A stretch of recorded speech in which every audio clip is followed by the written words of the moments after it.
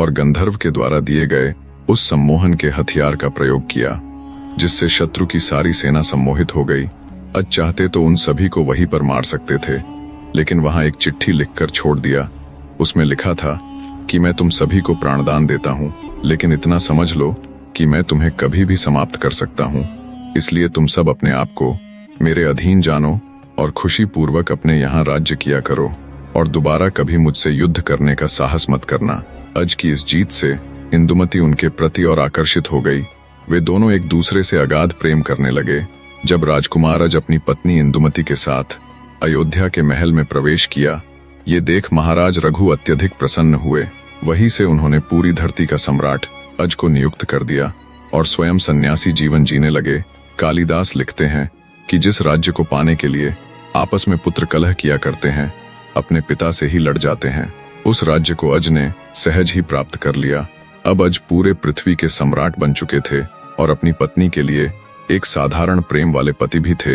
इधर महाराज रघु जब सन्यास जीवन व्यतीत कर रहे थे और अपनी आयु पूर्ण कर अपने शरीर को छोड़कर स्वर्ग को प्रस्थान किया, अज ने अपने पिता की अंत्येष्टि विधि पूर्वक कराई। ऐसे ही समय बीत रहा था। कुछ समय बाद इंदुमती को एक पुत्र हुआ।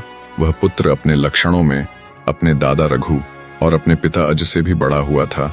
ज्योतिषों ने कहा कि यह पुत्र आपके सूर्यवंश की कीर्ति को 10 दिशाओं में फैलाने वाला होगा। इसलिए उस पुत्र का नाम हुआ दशरथ।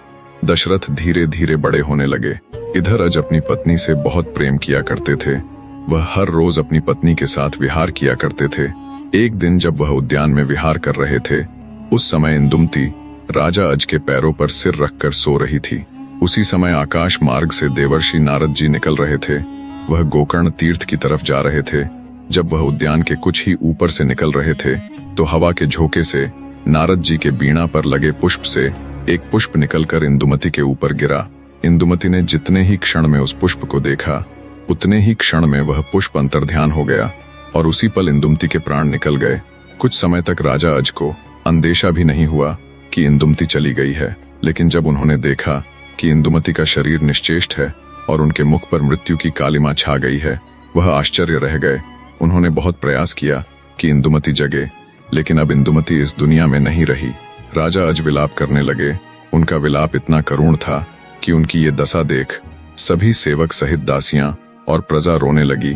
एक बार को तो अज के मन में विचार आया कि वह इंदुमती के साथ सती हो जाए। इसके आगे की कहानी अगले भाग में देखेंगे। एक बार प्रेम से सभी कमेंट में जय श्री राम जरूर लिखते जाना। धन्यवाद।